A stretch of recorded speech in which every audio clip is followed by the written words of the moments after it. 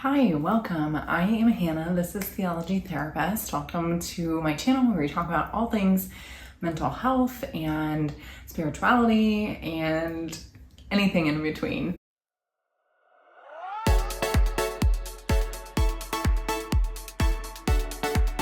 Today, I wanted to try something a little bit different.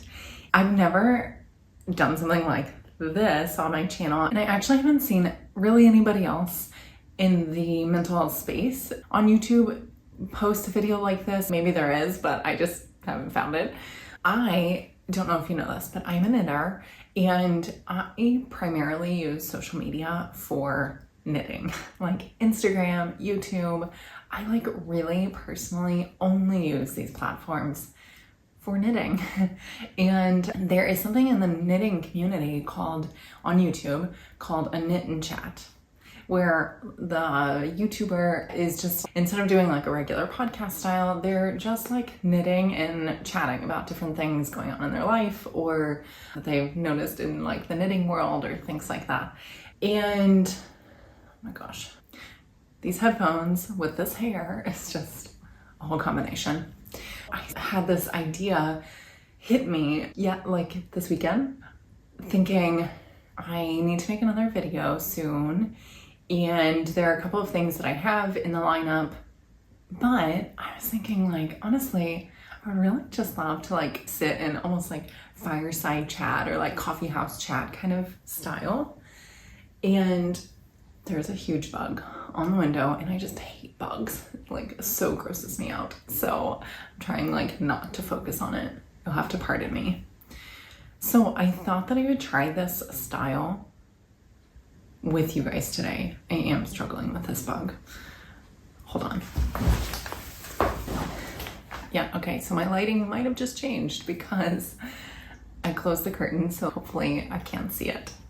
Okay, so I wanted to try this style, a video here, and see if I like it and see if you like it and how it fits into posting and editing and scheduling, because I told you a couple videos ago, I am a one-woman show over here, and so I've got a limited capacity for things. So without further ado, I have got my knitting project bag here.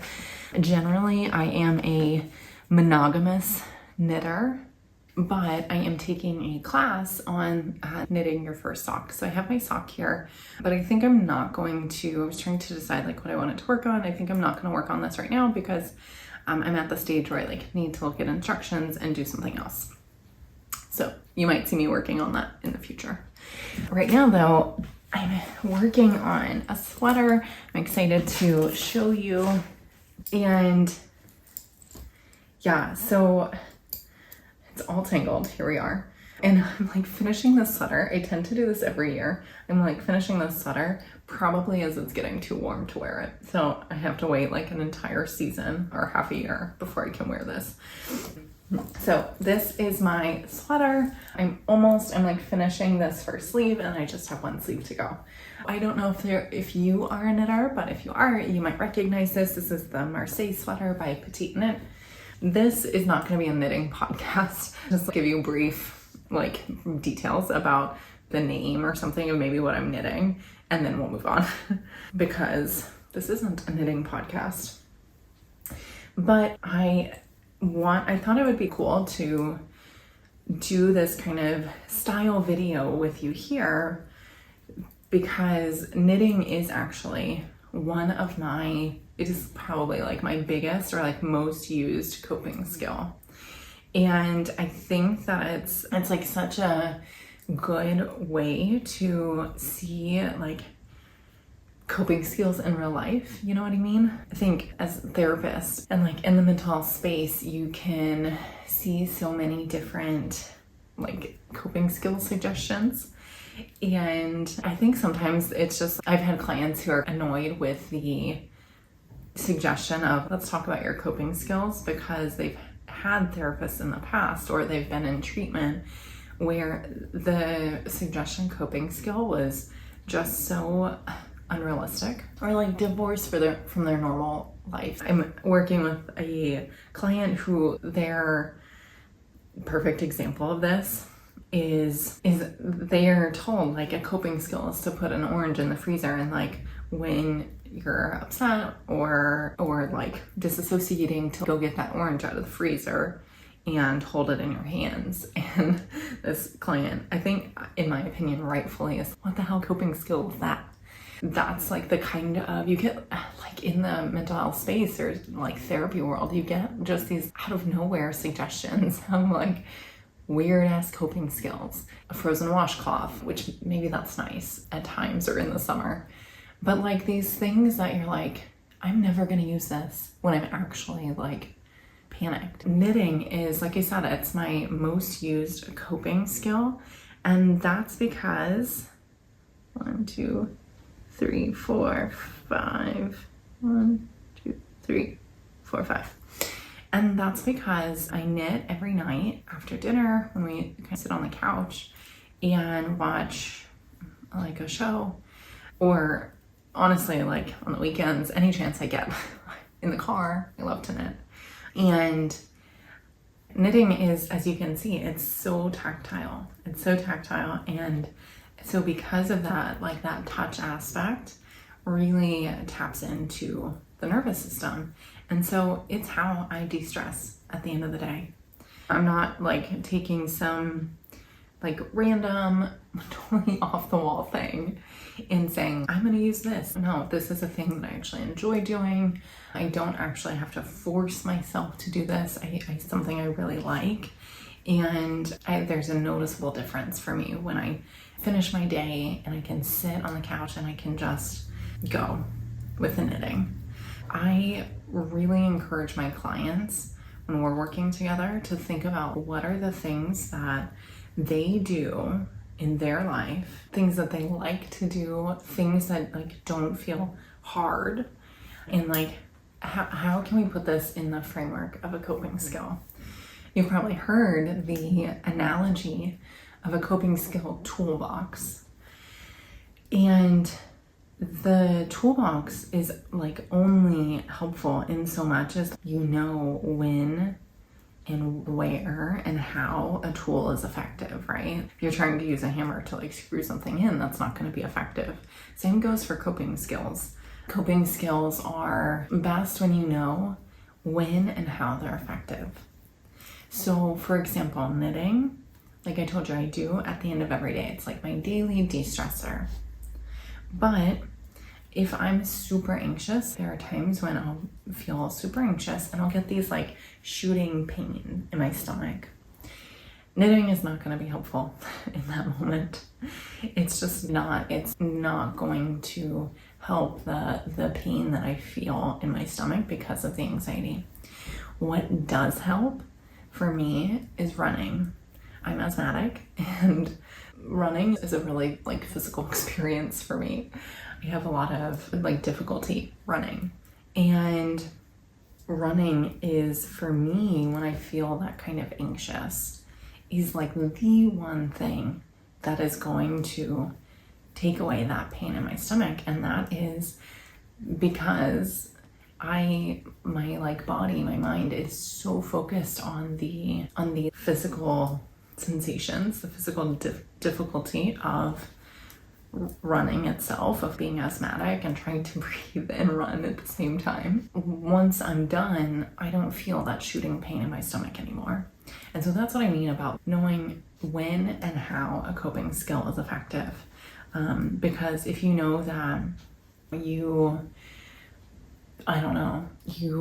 like to paint, but you struggle with feeling rage or anger, and like maybe painting is the thing that helps, but like maybe it's strength training or something. It's thinking about these things that already naturally happen and fit into your life, and when and how and why are they effective. Another example of this is, like I said, like you see, I like to knit. Knitting is really wonderful, but for me, what happens when I'm knitting is time flies. Hours go by in minutes. But when I'm doing something creative, like when I'm doing calligraphy or creative journaling, something like that, time stops and I get into what psychologists call flow state. And that is where I've really tapped into creative energy. And so if I end a week and I'm feeling just a little burnt out, a little lacking, energy or spark or something, doing something creative for me, the calligraphy or creative journaling, maybe I put on a book or music or a movie or something, a TV show I'm watching, and just lay out everything on the floor. And I'll be there for hours and time stops and I get into that flow state. And when I come out of it, I'm like beaming. I'm so happy. That is tapping into something for me that, say, knitting doesn't do. Does that make sense? I hope that makes sense. So I think that thinking about your coping skills in this way can be crazy helpful because you have tools, but you know when and how to use them and when they're functional. Without that, you just have stuff. Okay, counting. Okay, I am having trouble because it's with my knitting because it's getting a little warmer here. And what I'm using to knit with is merino wool. These two are a brand called Sandness Garn. They're 100% non-superwash merino. This producer is based in Norway, I think. It's like either Norway or Denmark, Scandinavian country. Really lovely, super soft, very cozy. But when it gets hot, the wool-based fibers stick more. For example, I made this tank top last summer, but this is knit with a blend of cotton, linen, and viscose. And so this kind of, in the summer, you tend to switch to plant fibers. As I was thinking about this knit and chat today, I don't know, I think I thought I might go with the socks. And I'm having a little bit of trouble with my wool right now because it's getting a little warmer here. So I think the only other two things that I might talk about today for this first knit and chat is books and audiobooks and then regular book. So for audiobooks, I have really gotten into audiobooks lately, and I have the library app on my phone, and so I can just borrow a book, and I don't get to keep it forever because it's library. And so I will do this thing where I listen to the entire book over a weekend. So I'll listen to 9 or 12 hours of a book in 36 or 48 hours. It's like the only thing that I do. It's so amazing. Yeah, lately I've listened to some really great novels. One was called, I believe, Pineapple Street, about a wealthy family in Brooklyn. And it was just super interesting how they were navigating like modern world and issues of class and race a tiny bit. And then I listened to Mrs. Nash's Ashes. So cute. It was such a good book. If you are in the hunt, if you're on the hunt for a rom-com beach read, great rom-com beach read. Two other audiobooks that I have been reading this week, and that's because one I didn't get to finish before it expired with the library. It was called Financial Feminist, and that was one I didn't get to finish. And then this one I'm currently reading is called We Should All Be Millionaires, and they are written by two women who are now both millionaires in the last few years, just trying to really improve my financial literacy. And I've talked to a lot of people. Like, I posted a poll earlier this last week on my Instagram. So if you don't follow me there, it's the same theology therapist. And so I post quite a lot of stories and get ideas there. I posted a poll this last week as I was reading or listening to these books, was asking people if they felt like religion had impacted their relationship with money. And there was an overwhelming response of people, women specifically, who responded saying that religion had impacted their relationship with money, that it did things like made them feel guilty about the money that they were spending, what they were spending money on. Oops, I just realized I did a stupid thing. Shoot. Okay. Mistakes happen. This is what happens when you're knitting and talking. You're knitting and chatting. And you're not paying total attention to what you're doing. Is you make mistakes. And that's normal. Here we go. We want to normalize mistakes here. We want to normalize mistakes. I have to see if I can fit this ball of yarn through this tiny hole. I don't know if I can. Oh my gosh. Stressful. Remember how I was talking about knitting isn't stressful? Here we are. Knitting being stressful. I'm about to unwind this entire ball of yarn. Concentration. Total concentration now. Deconcentration is what messed me up. Oh my gosh, what's happening here? Let's get some order back in this. Get everything untangled. Here we go. Oh my gosh, I have to do it again. It's easier this time. All right. Let's see. Okay, this is messed up. Maybe knitting chats are hard. Let's see about. Oh my gosh, it was so perfect and beautiful before. Oh, where was I? Oh my gosh, I had to totally stop and concentrate because I had to undo a few rows, redo. It was a good thing. I missed a few things. We were talking about books. I was asking people about their experiences with religion and money, and a lot of people talked about things like how religion had made them feel guilty for spending money, or made them feel like they had to give their money, 10% of their money, before they had even paid taxes or paid their bills. It also made them feel quite judgmental of other people and what other people chose to do with their money.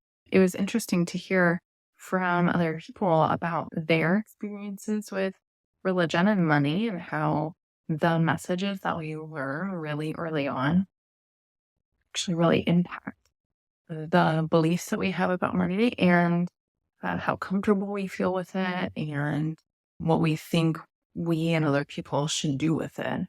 So I'm curious, have you ever had an experience like that where something like religion or family or like any of those kind of fundamental early child things impacted your beliefs and your behaviors around money?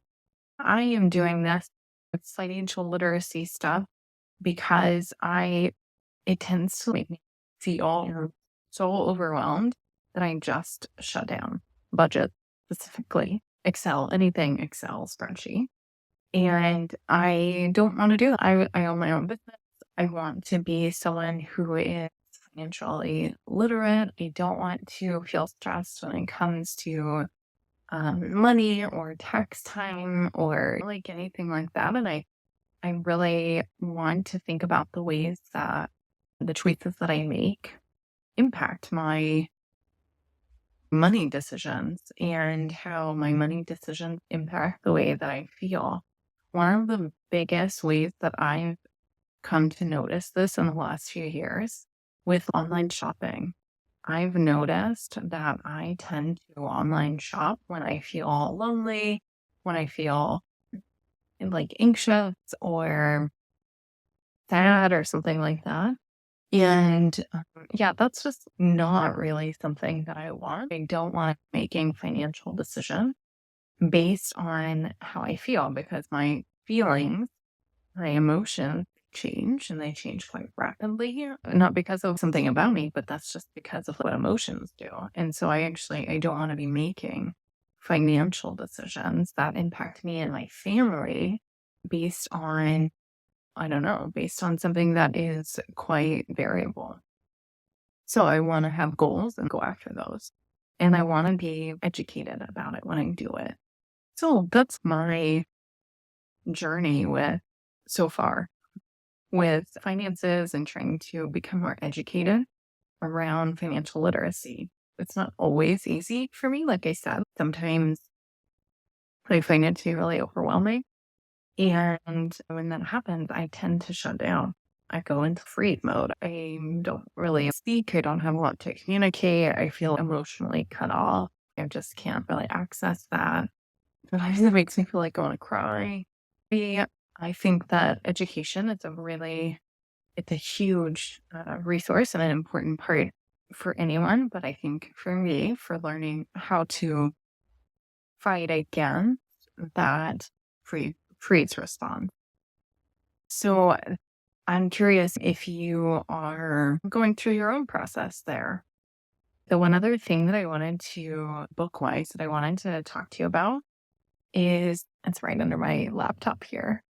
This book called Fat Church. It's by Anastasia Kidd. She was actually the admissions counselor when I was going to BU for grad school. I was going to Boston University for grad school. And this is actually a book that I am working through with clients in my private practice because for folks who are having stuff come up around body image or health, and then for people who are particularly oriented towards religion, Christianity, spirituality, and any of those things, it's been really interesting to go through this book together between me and my clients because just so counterculture. If you've ever experienced or know someone who's experienced issues around body image, and who of us hasn't, honestly, because of the world that we live in, Anastasia talks a lot about that, about diet culture and even medicine and how medicine is actually really discriminatory and people have a lot of the negative experiences that people have around body happen in a medical setting. It has been just a really interesting read to do this individually and then to do it as a therapist with clients to notice because it's talking about a lot of things that you might have reactions about. And I have reactions at them. And so it's really been interesting to notice as I'm reading this, what are those reactions and why do I have that natural response in that way? So I would really recommend this book because I haven't actually found another one like it, even though I've read through this one with clients as well. This one, The Body is Not an Apology by Sonia Renee Taylor. This one is also really good. I would say, though, that although the premise is the same, body isn't an apology and weight-based discrimination, and they're quite different in the ways that they approach this and how this is written. I'd say that this book is written slightly more academically. It's just, there are all these notes in the back. You can see like my marker here. There are all these notes in the back with additional thoughts, additional resources, definitions, all that. I mean, this one feels like it's written a little bit more like academically, even though, anyway, it's not like an academic book. And it's written, even though they both talk about religion and spirituality, this one is more overtly Christian, and she names that. So, yeah, I don't know, interesting. If you pick up either of these books, let me know in the comments, or if you've read them before, what you think of them. Okay, cool. I would say, because I don't know how long the video is going to end up being with the editing because of my little knitting mishap in the middle there, I would say that's probably good for this first knit and chat mental health style. It is Saturday here. I am this weekend hanging out today. Gonna go. My partner and I really like to go on long walks. We met on a really long walk, and we are gonna go on a big walk today in gorgeous weather. And tomorrow, I'm meeting up with a friend in the city center. And have you ever heard of the store Cezanne? If you haven't, if I'm not making my clothes, which I just knit, so I don't sew at this point, but I have some friends, side note, who are sewing. and making the most gorgeous, the trendiest, cutest things. And it's really tempting me to get into sewing. If you sew, let me know in the comments if you have any good resources for learning how to sew trendy things, not or like timeless kind of classic pieces, but not I've sewed before with my grandmother, but like they're pajama pants, and I think I never wore them. So not like that. When I'm not like knitting my clothes, Amazon is my favorite store, and I almost exclusively shop there. I like don't really shop anywhere else. And they just opened a pop-up shop where I am at right now, where I'm living, and I'm so excited to finally shop in person. Speaking of financial decision, I am excited to shop in person.